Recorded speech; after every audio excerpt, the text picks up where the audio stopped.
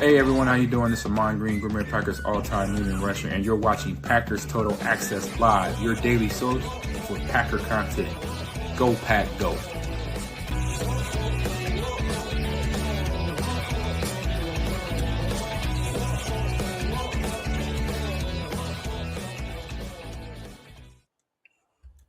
Hey, what's up, guys? Welcome into Packers Total Access. My name is Clayton. You can check us out on Packernet.com. Find me on Twitter at Packers_access. Joined alongside Jacob in Wisconsin. We are live in Green Bay, and just a little surprise stream. Had a few minutes before we headed over to Lambeau Field to take in the Day 3 festivities. We won't be doing a live stream during the draft, but we're going to do a full draft recap as soon as it's over. Get back to the house. That's going to be the plan. Jacob, I keep staring at the microphone instead of the camera.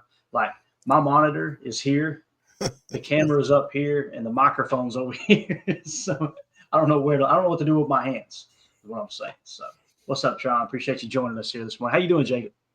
I'm doing good, man. I woke up, had a little bit of a food hangover.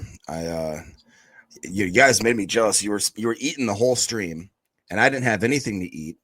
So then after the stream, I absolutely ate everything I could see in my kitchen like a Komodo dragon. Just and so now I'm struggling with a little, of the belly aches. But I'm excited, man. Today's going to be a good day. You said, I know yesterday that day 2 is your favorite day. I think day 3 is my favorite day. You guys know I love the bargain bin, and it's starting to shape up. We're going to see names flying off the board a lot faster today. Also, me and my big dumb ADD brain. It's nice when they come in every 2 or 3 minutes. You know what I mean? Right. I got you, man. Now, listen, it's funny you said that, and this is probably too much information, but about 3:30 this morning, old Clayton was praying to the porcelain god downstairs. So, yeah, I overdid it too. It was anyway, it was just too much barbecue, too much food, too much everything. Cannolis, no. The cannolis are never at fault, Jacob. Never. It's never the cannolis' fault. I promise you. So it's got to be all the other stuff. But RB2779 says, hi from the UK. When does day 3 start? So day 3 starts at 11 a.m. Central Time, which not Eastern. Yeah, so 12 noon Eastern. Appreciate you joining us from the UK, man. Well, that's awesome. Awesome. Josh Martin with the super chat here said, safe to say both Watson and Dobbs are gone next year. I think one of the two. Yeah, and let me explain why I think Dobbs is definitely going to be gone. It's not that I don't like Dobbs. It's that, you guys know I was pretty vocal in that whole situation that happened with Dobby. I think he's kind of a different cat. I relate to that because I'm not good around a crowd of people. You can tell he's very uncomfortable talking to the media, that type of stuff. So maybe it's just me being a little more compassionate in that regard. But listening to the insiders who cover the Packers and the way the coaches kind of spoke, it does feel like they are not planning on bringing Dobbs back. And the other thing, Jacob, if he hits free agency, they let him walk. And a team says, hey, that can be our number 2 receiver. And they give him $15 million per or something, right? And the Packers don't make a signing or a significant signing that year, that could be a comp pick, right? Yeah. So I think that's the route they're going. Now, as far as Christian Watson, I personally believe there's a decent chance that when he comes back from that injury, if they look like, all right, man, Christian's picking up where he left off, he's not going to lose any speed, we're good. I could see one of two things. I could see them giving the contract like they did to Gary coming off the ACL once he proved he was healthy, or I could see them going the route of a one-year prove-it deal, kind of like they did with Jordan Love when he took over as a starter. You guys remember that? They kind of bridged that gap a little bit. So there's a little bit of precedent there. Now, Christian could go, nope, want to hit free agency, and he's got all the control unless the Packers want to hit him with a fifth-year option. But what do you think about those two there, Jake? Yeah, if I had to, obviously, if it was me deciding, I think I'd rather try and see what I can get with Watson. Like you said, if it's a one-year prove-it deal, or if, like he's going to maybe have a discount because of the fact that he's got that injury and just the whole rumor, the buzz around his neck. If he is able to go out and test free agency and people are like maybe not willing to give him the bag because of that injury, I think that the prove-it-year deal kind of thing sounds great to me. And honestly, the idea of having a guy like Watson on one side with freaking Golden on the other, having two great tight ends, an awesome running back, and now a gadget guy that looks like he can be absolutely plug and played in a numerous different ways. I don't know if you guys got a chance to look at. I thought it was Savion. I've been told it's Savion or something like that. Nope. Something real fancy. Look, What then? Let's kick this off right here because I see somebody in the chat already saying it's Savion or something. Now, maybe Brian Gutekunst, the guy who drafted him, doesn't even know how to say his damn name. That could be the case. But here was Brian Gutekunst at the podium saying his name. All right, let's see if we can pick up on what he thinks his newest draft pick's name and how it's pronounced. Let me hit you out a little bit more Clay Matthews here to cover this up. Right? So we're gonna be using that all year, Jacob. Get used to it, baby. Mm-hmm. Here we go. Here's Brian Gutekunst talking about Savion Williams. Coming back with Savion, it was just didn't think I'd coming back with Savion. It was just coming back with Savion. It was just I didn't think I'd be up here talking about taking two receivers, but when he was up there, he was just another one of our staff favorites across the board, and just so versatile, so many different things. I think he's one of those guys that Matt and his offensive staff, just the creativity they can use this guy in so many different ways that just we were really excited to get him. So. All right, so there you go. Jacob, what did you hear just now? I heard Savion. Savion, that's what I heard too. So that's where it's kind of like, you remember, what was that thing that went viral on the interwebs where people heard one thing and other people heard the other? You know what I'm talking about? Yes, I do. Yes. Kind of like that blue dress and the yellow dress or gold dress. Exactly. Or Yep. That's the kind of stuff to get on this podcast. So, that's what we do. All right. And Goody in a do-rag. Jay Beesky says, savvy on. Pretty straightforward. Pretty straightforward. Listen, I'm excited about the pick. We've actually got a quick little clip here. I hope we don't get hit with any kind of hopefully we don't get hit with any kind of copyright or anything here because I believe it is mostly coaching tape. But this is just a little glimpse into some Savion Williams. Pretty sweet. Look at him off the line. The lateral burst is what I noticed. Watch the lateral burst. Look at this, Jacob. Ended up. Dude. Let's go. Right? It gets better. Look, out of the Wildcat package. Look at the lateral, just the lateral jump cut. Whoop, little spin. I'm telling you, we got something here, guys. And not being afraid to run in the A gap right there. And you see he's a big body. Look at this one right here. That's great. Dude, he goes up and he high points balls like crazy. Mm-hmm. He had an 88% contested catch rate. That's insane. Look at that right there. Great body control. Down the seam. Not scared. He's got the speed. Bust the base. Yeah. Wait till you see him cook this guy on the outside here in a second. Look at this. Whoop. Nice. Oh, dude, and it was look a at bad the body move. Yeah. Yeah, so I'm excited to see what he can do. Here's outside. Look, great high point there on the outside ball. Again, shout out to the Draft Files for providing that clip there for us. So, I see a bunch of people in the chat have been mentioning Deebo Samuel, and he's got elements of that, but I think the way more credible comparison is Cordarrelle Patterson. I think, Paulie was even saying it here because he is smooth and fluid. The start and stop, the spin moves. You watch him too. He throws the ball. He's thrown a couple passes for touchdowns. He runs out of the Wildcat. They do a lot of like kind of little donkey dive sweeps and dump offs to him, screens. Like it's crazy. This is a Matt LaFleur, you know what dream. Like the guy, he's gonna have so many little. I believe he's gonna have a lot of packages, and unfortunately, I think we're gonna see the return, or I should say, it never really left. But the jet sweep, the Jets motion, that just screams what this guy does. I'm excited. Yeah. And again, Savion was a little lower on our board. Savion Williams was, and so was Anthony Belton.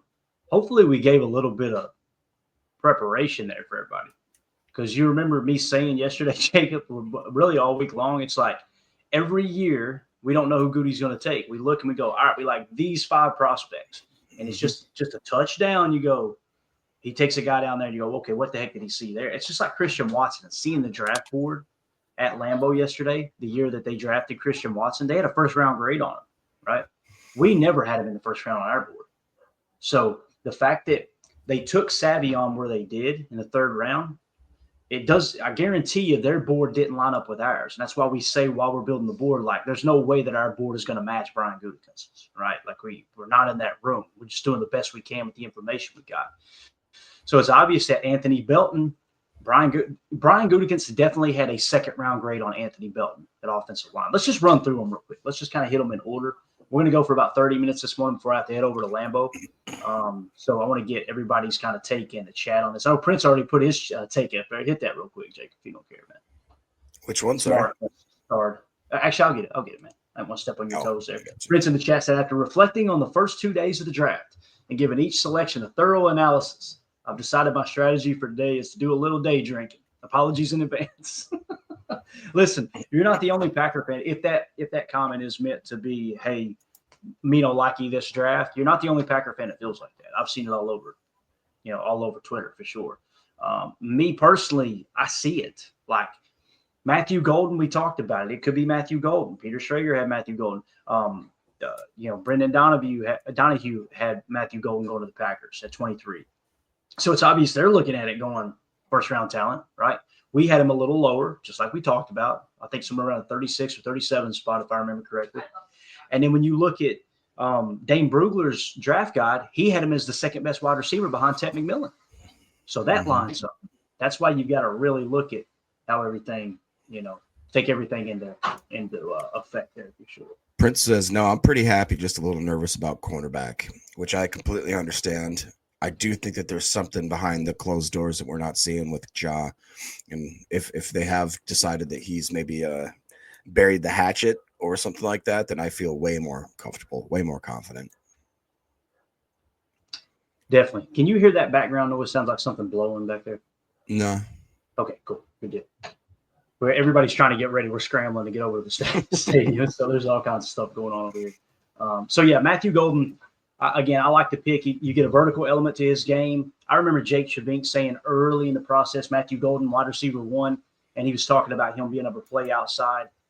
That's something he does well. He's got some versatility to his game. I think Matt LaFleur's going to love that. You throw in Savion, which we'll talk about again here in a second. The writing's on the wall for Dobby. The writing's on the wall for the bottom 2 receivers in that room. Probably Malik Heath and Bo Melton going to be real hard to make this roster, unless, of course, they decide to trade Dobbs before then. That could be the case as well. Of course, Christian Watson's going to be on IR, Jacob, so the room is going to be a little thinner than what we think, right? So, trust every year we just assume at this time that like everybody's going to be healthy, nothing's going to happen. These starting 5 will be the starting 5 for all 17 games. That's just not the way it works in the NFL. And I'd much rather have a deeper bench and practice squad. That's, like I've said, this is a great problem to have, that we got too many bodies in the room. Completely agree. So Matthew Golden, I think day 1, they're going to try to work him into that lineup. Although we know how they like to rotate the receivers in and out. Jaden Reed last year should have gotten a lot more touches. Dontavion Wicks got the most touches on the team, and I think that is what upset Romeo Dobbs, because Dontavion Wicks is kind of fighting for that boundary X spot with Romeo Dobbs. So I think that Dobbs kind of seen them starting to drift towards Tay Wicks, and then the frustration, obviously, of him getting the concussions too. I'm sure that piled up as well. Go ahead and hit the chat if you want to, Jake, before we move on. Sure. I'm not sure exactly which one of these is more you prevalent. You got 2 marked there. Just hit the mark. Yeah, no, I'm just saying. So King Tron was saying, you guys high on Hobbs, plans for a union with Ja, double dip later in 3 rounds. I don't know. Quarterback is still my biggest worry. I honestly don't think there is a cornerback talent left in the draft to even compare to Stokes. Well, I must disagree with you, sir. If you look at our handy dandy chart here, I still see, I'm pretty sure we still got guys like Zy Alexander, Kobe Bryant, Dorian Strong, Denzel Burke. Is Quincy Riley still available, or did he go? I'm not sure. Mac McWilliams, Mello Dotson. There's got to be a few diamonds in the rough somewhere there. So I'm not too worried yet. And Blake, somebody else was asking in the chat, did Ravel get drafted? He did. He ended up getting stole by the Cowboys, I believe, like in the 3rd. It was crazy. I believe he fell farther than anybody other than obviously Shedeur, which, by the way, in the chat, what do you guys think about the fall of Shedeur? That's kind of it's definitely a plot line that I did not expect And then real Yeah, quick, sorry, Go ahead. go ahead. No, you go. Dane Stromstead says getting caught up, but I heard Belton had 18 top 30 visits, which again, that was one that I was a little bit sour on. I'm sure you guys know, but after watching some of his tape, the dude, he's a man. That is a freaking man. So Emilio said it's a new Glover. I'm telling you. shut up. Yeah. So no, and see Dane. I can tell Dane is probably pretty successful in life. He's running it through the filter of 18 other teams spend a top 30 visit on this guy. Yeah, he's probably the real deal. As opposed to, well, my favorite podcaster said he ain't no good. You know, like probably going to go with the fact that it ties into what we always say. You know, you want to look at someone's priorities, look at their calendar, look at their checkbook. Where are they spending their time? Where are they spending their money? That's the most important thing in their life, right? Same thing with scouting. You got these teams that are spending there's top 30 visits on these, and there's still a portion of the fan base, which cracks me up. There's still a portion of the fan base that, well, these are just smoke screens. And we've tried to debunk it over and over and over. And to the best of my knowledge, according to Easton Butler, it was released that Savion Williams did confirm he met with the Packers on a personal visit. So that's one that didn't leak out, which probably skyrocketed him up their board a little bit more, the fact that he didn't leak it out. So that was a top 30 visit as well, it sounds like. So all three of their first three picks were top 30 visits. So hopefully we put that to bed this year. You know what I mean, Jacob? That whole narrative of, oh, they're just trying to send smoke screen. So, Yeah. All right, moving on to the second pick here in Anthony Belton. Y'all kind of talked about it. I went and grabbed the draft book because you asked about corner. If this is updated, and I think it is, I'm showing Zy Alexander, Kobe Bryant as the top two corners available. Then you go down two tiers and you got Dorian Strong and Denzel Burke. Denzel Burke is interesting out of Ohio State. Now, keep in mind, Goody loves national champion players, right? We've talked about that extensively. He won a national championship at Ohio State, Denzel Burke did. Denzel Burke's tape in 23, I believe it was, that Greg Cosell said, he was arguably the best cornerback in the country in 23. And then he took a step back this year. That kind of sounds like Jaden Reed, right? So keep an eye on Denzel Burke. Quincy Riley, I believe, is still on the board as well. You guys in the chat, let me know if there's any of these names that's already been taken, because it did get a little wild in here last night. So, and then we got Jordan Hancock, Mac McWilliams, Mello Dotson down there a little bit lower. And if you look at, if you're in our Patreon group, if you're not, scan the QR code in the upper right and go to patreon.com/PackerFan Total Access. You get access to the board if you're a member of the $3 tier. If you notice the number, the actual grade on the player, whatever that number is, I always look at that number like, if he gets selected around that range, that's probably about where his value is. Even though there's 17 prospects above him, if you pick someone at pick 150 and their grade's a 153.7, all right, that's about the value we had on. If that makes sense. So that's like with Anthony Belton. If we look at it that way, what was his grade here, real quick? What pick did we take Anthony Belton at? We took him in the 60s, or not 54, right? 54, yeah. Yeah. So our grade on him was a 109. You look at that and go, man, that's tough, right? That's tough. But again, like Dane said, you got 18 other teams doing top 30 visits with him. There's something they see. And when you're scouting in the NFL, you're trying to project them to the NFL. How do we think they're going to play in the NFL? Our board does not do that. It's strictly based off measurables, production in college, all that, right? I'm not personally going to go watch these players and go, I think he'll project to be a starter. That's a first-round talent. Like, that's just not how I run. I don't have enough confidence in my ability to scout to do that. If that makes sense. So, but anyway, yeah. So Anthony Belton, one thing that Goody said about him, Jacob, was we feel like he could play all over the line. He said he's never played center, but we think he can play both tackle positions and both guard positions. So I love that, man.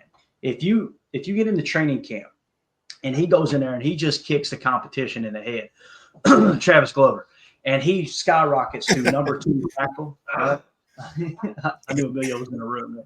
So if he goes to number 2 tackle, right, you feel pretty darn good about the fact that they place so much value on him.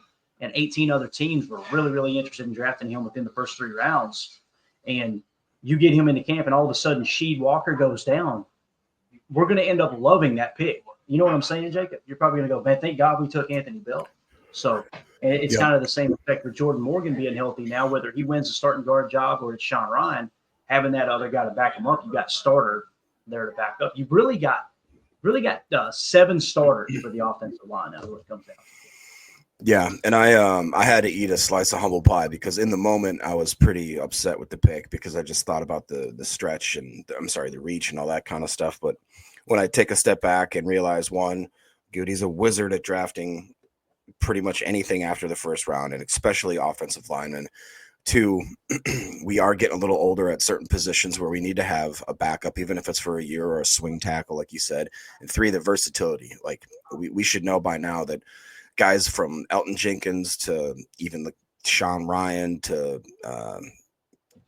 Tom to now what we see with Belton can do. We like guys that are versatile, that if there is an injury that we can shuffle, we want Swiss Army knives. And that's what it seems like Anthony Belton is when you reference the fact that if he can play both tackles, both guards, kind of like Jay Beesky 12 says here, Belton is massive with some quick feet and just absolutely moves people.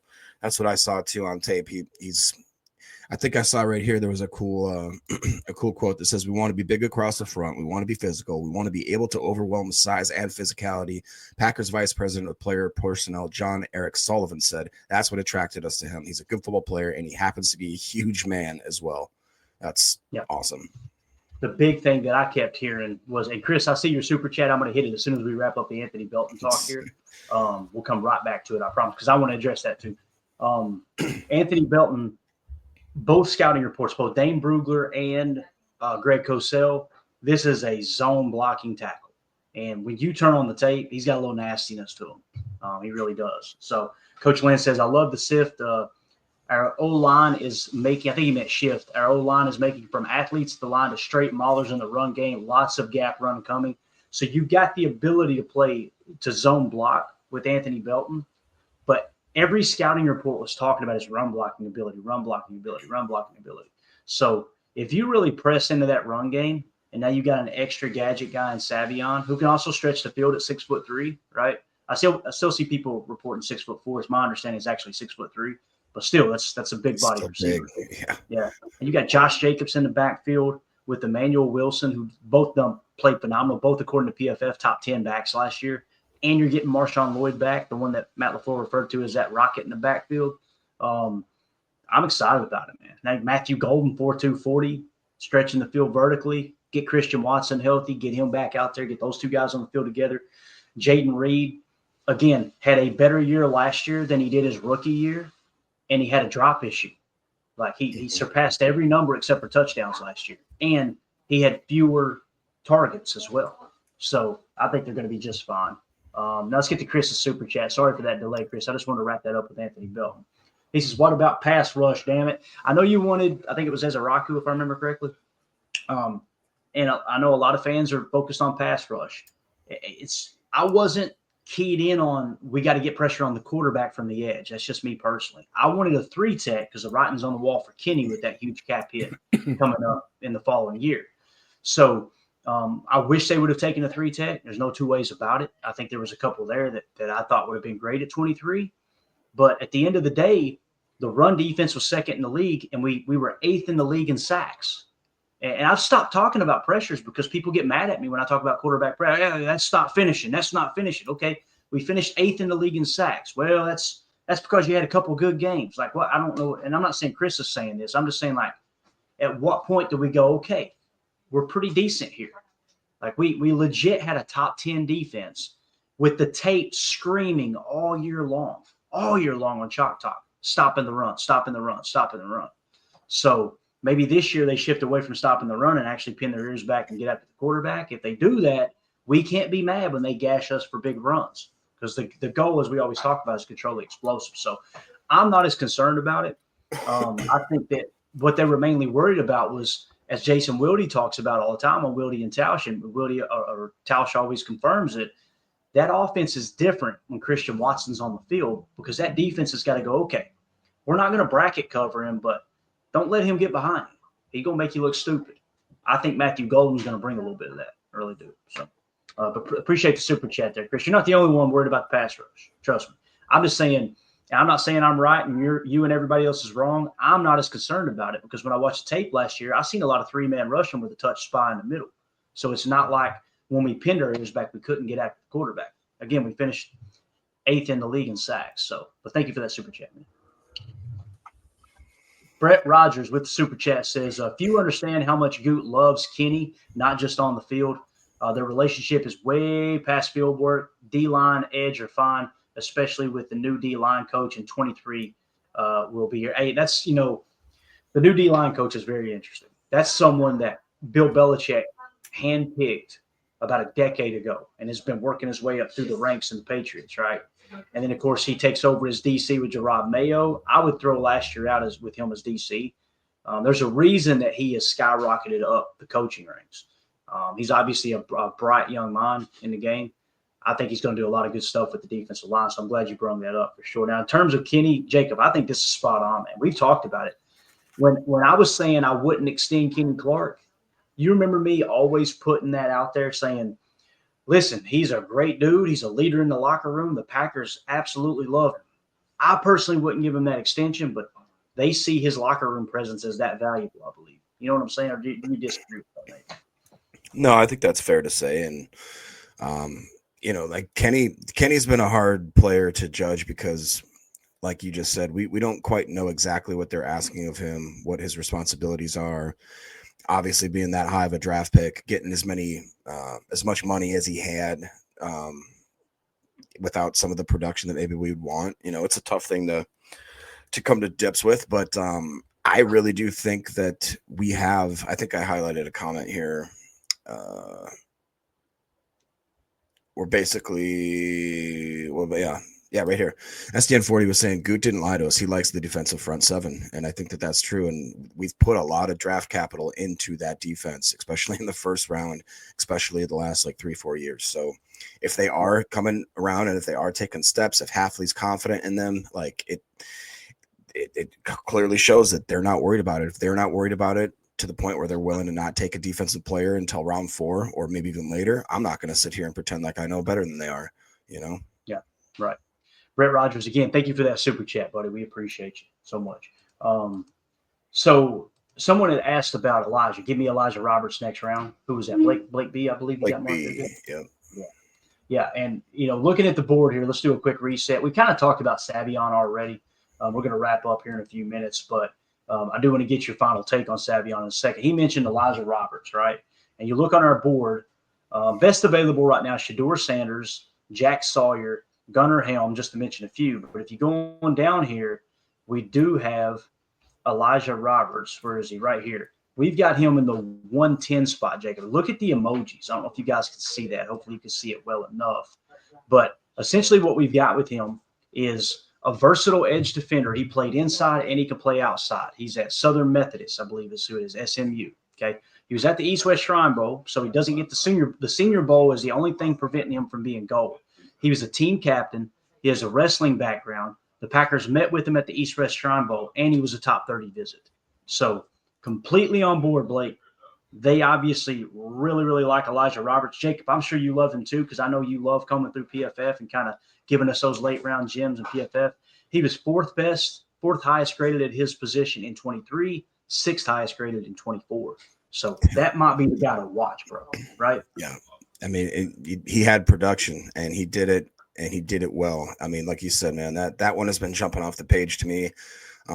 David Walker is an interesting one as well, just because that edge from Central Arkansas, as we talk about production, I believe it was him and Mike Green that had the most sacks in FBS. And you look at his stats, he ranked 2nd in 22, he ranked 20th in 23, and 1st in 24. Now the big caveat there is my man is doing all that work down in Central Arkansas. So he's playing against, Emilio types like Glover and all that kind of people. No, that's fair. Elijah Roberts was a tier 2 player, though. Where did you just come out of nowhere? He just standing over here trying to moon the camera the whole time. Been busy. Out of control, bro. Did you ever see that clip where the guys are beatboxing downstairs and all of a sudden their buddy falls from the sky and just hits the ground and stands up? That's what Emilio looks like right now. He just wandered into the screen.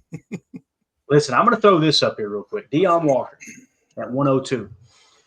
Go back and look at the consensus big board going into this football season. if I remember correctly, he may have been the top defensive tackle at one point on the consensus Big Board. Deion Walker in 23 was a freaking force. I mean, a force. 24, he and Maxwell Harrison both took a step back. You guys know I'm a Kentucky fan. I'll give you all a little tip. The whole damn team took a step back last year, especially the defense. They went from being one of the better defenses. I remember reading the college football preview, Jacob, and they're like, Kentucky may be a top 3 defense in the SEC this year. And then all of a sudden, it just came crashing down. And I don't think that's a coincidence. It's just like the pass rush. Like when the pass rush looked like it took a step back last year for a good portion of the season, I wasn't freaking out because we were watching the tape. I'm sure you guys remember. We were like, hey, that there's a method to this madness. It's obvious they're keying in on the run here. Same thing with Kentucky, but in an alternate, like when everybody takes a step back, all the Green Bay's pass rushers for a 6 or a 7 week stint didn't just all of a sudden forget how to rush the quarterback. I don't have time to dive into Kentucky's tape. I'll be honest with you. I don't really want to. I don't want to spend that much time on it. Yeah. But if they came out and drafted Deion Walker, and that's the one tech that we want to grab moving forward, it looks ugly because the RAS was bad. He scored in the threes, right? But I'll tell you this, Greg, we got a 1-point bonus from Greg Cosell. So he specifically mentioned the 23 tape, right? And you see in 23, he was 43rd best at his position. And one of the things that's brought him down is in 24, he dropped to 257. So he went from 178 all the way up to 43, then fell back to 257. And if I remember correctly, he was playing with a partially broken back or something. I believe there was something there as well. So maybe that's why he's fallen too, Jacob, along with the RAS is the guy. He may still be a little banged up. Who knows? But I would be okay with Deion Walker in this range. He's now within striking distance for us, right? As our next pick is going to be what, Jacob? Do you even know? Try to look here on the banner real quick. 124 is where we're going to be picking next. So if you get the 102nd best prospect on our board at 124, sign me up. So Chris N, that might be a guy, right? That could help with the pass rush a little bit. So, and Kenny Clark playing one tech. If you decide to move on next year and you got Deion Walker playing behind him, he is a mammoth of human being. So anyway, I just wanted to mention that because I've been down on Deion Walker all year long. Tim liked him right out of the gate. And I was kind of trying to I don't know because the season he had, but I would have no problem with this range. We're officially in Deion Walker territory now. So Elijah Roberts, Deion Walker.